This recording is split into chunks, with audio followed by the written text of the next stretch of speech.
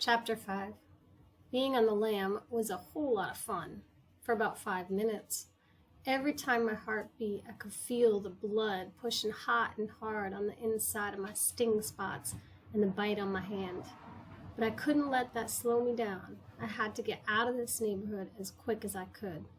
I knew a nervous-looking, stung-up kid with blood dripping from a fish head bite and carrying an old raggedy suitcase didn't look like he belonged around here. The only hope I had was the North Side Library. If I got there, maybe Miss Hill would be able to help me. Maybe she'd understand, would be able to tell me what to do, and for now, I could sneak into the library's basement to sleep. It was a lot later than I'd ever been up before, and I was kind of scared of the cops catching me. I had to be real careful, even if it was the middle of the night, even if I was crouching down, sneaking along the street like Pretty Boy Floyd.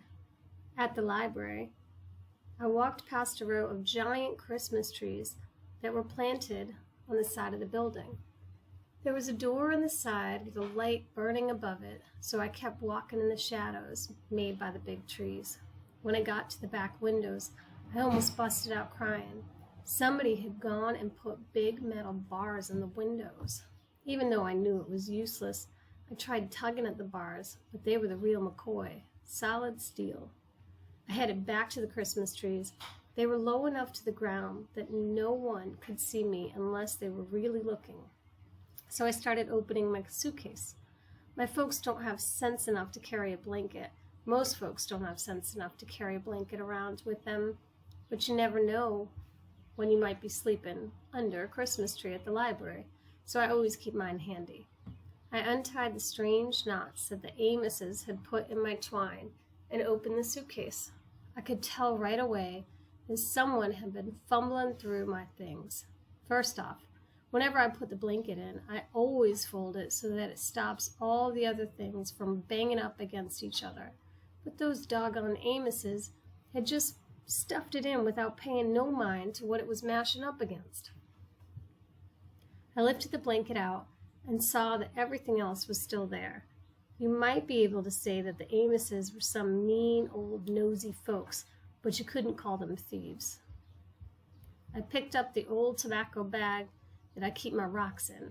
I could tell by the way the drawstring was pulled that the Amoses had been poking through this too. I jiggled it up and down in my hand a couple of times, and it felt like none of the rocks was missing, but I opened it to count them anyway. None of them was gone. Next, I pulled Mama's picture out of the envelope I kept it in and held it so the light from the library's side door would shine down on it. It looked like the Amoses hadn't heard it. This was the only picture of Mama in the world. Running across the top of it was a sign that was written on a long, skinny flag. It says, "Boys and girls, follow the gentle light to the misbegotten moon park." Underneath the sign, between two big wagon wheels, was Mama. She was about as old as I am now and was looking down and frowning. I can't understand why she was so unhappy. This park looked like the kind of place where you could have a lot of fun. In the picture, Mama was sitting on a real live little midget horse. It looked tired and dragged out like those big work horses do, but it had a teeny tiny body with a big sag where most horses have a straight back. Mama was sitting right in the middle of the horse's back, riding him side saddle, except there wasn't any saddle, so I guess you have to say she was riding him side sag.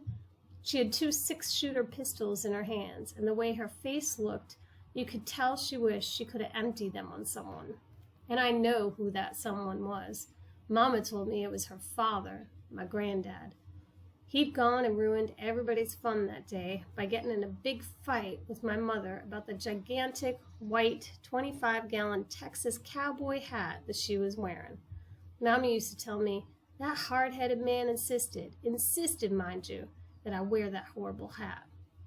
The hat was almost as big as Mama, and you could see it was fake because as tall as it was, no real cowboy could have wore it without getting it knocked off his head every time he rode around a tree or some telegraph wires.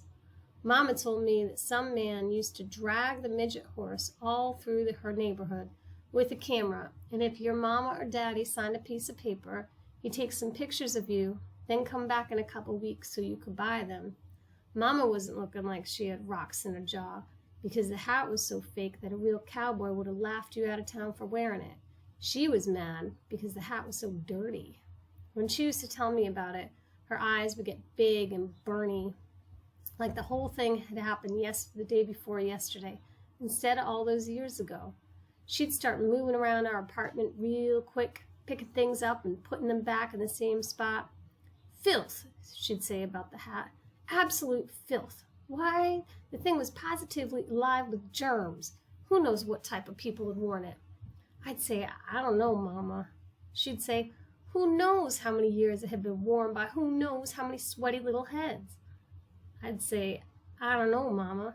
She'd say the entire band on the inside was black, and I'm sure it was crawling with ringworm, lice, and tetters. I'd say, yes, Mama. She'd say, and that horrid little photographer didn't care. Do you imagine it ever occurred to him to wash it? I'd say, no, Mama. She'd say, of course not. We meant less to him than that horse he mistreated so. I'd say, yes, Mama. She'd say, but your grandfather insisted. To this day, I cannot understand why, but he insisted. I'd say, yes, Mama. We had that conversation a lot of times. Me and Mama having the same conversation lots of times is one of the main things I can remember about her now. Maybe that's because when she'd tell me these things, she used to squeeze my arms and look right hard in my face to make sure I was listening. Or maybe I remember them because those arm-squeezing, face-looking times were the only times that things slowed down a little bit when Mama was around. Everything moved very, very fast when Mama was near. She was like a tornado, never resting, always looking around us, never standing still. The only time stuff didn't blow around was when she was near, when she'd squeeze my arms and tell me things over and over and over and over. She had 4 favorite things to tell me. One of them was about the picture, and another one was about my name. She'd say, Bud is your name, and don't you ever let anyone call you anything outside of that either. She'd tell me, especially don't you ever let anyone call you Buddy. I may have some problems, but being stupid isn't one of them. I would have added that DY onto the end of your name if I intended for it to be there. I knew what I was doing. Buddy is a dog's name, or a name that someone's going to use on you if they're being false friendly. Your name is Bud, period. I'd say, okay, Mama. And she'd say every single time, and do you know what a bud is? I always answered, yes, Mama. But it was like she didn't hear me. She'd tell me anyway. A bud is a flower to be, a flower in waiting, waiting for just the right warmth and care to open up. It's a little first fist of love waiting to unfold and be seen by the world. And that's you. I'd say, yes, Mama. I know she didn't mean anything by naming me after a flower, but it's sure not something I'd tell anybody about. Another thing she'd tell me was, don't you worry, Bud. As soon as you get to be a young man, I have a lot of things I'll explain to you. That didn't make me calm at all. That was Bud Caldwell's rules and things to have a funner life and make a better liar out of yourself. Number 83. Rules and things, number 83. If an adult tells you not to worry and you weren't worried before, you better hurry up and start because you're already running late. She'd tell me, these things I'm going to explain to you later will be a great help for you. Then Moma'd look hard in my face, grab a hold of my arms real tight and say, and Bud, I want you always to remember, no matter how bad things look to you, no matter how dark the night, when one door closes, don't worry, because another door opens. I'd say, what? It opens all by itself? She'd say, yes, it seems so. That was it. Another door opens. That was the thing that was supposed to have helped me. I should have known then that I was in for a lot of trouble. It's funny how now that I'm 10 years old and just about a man, I can see how Mama was so wrong.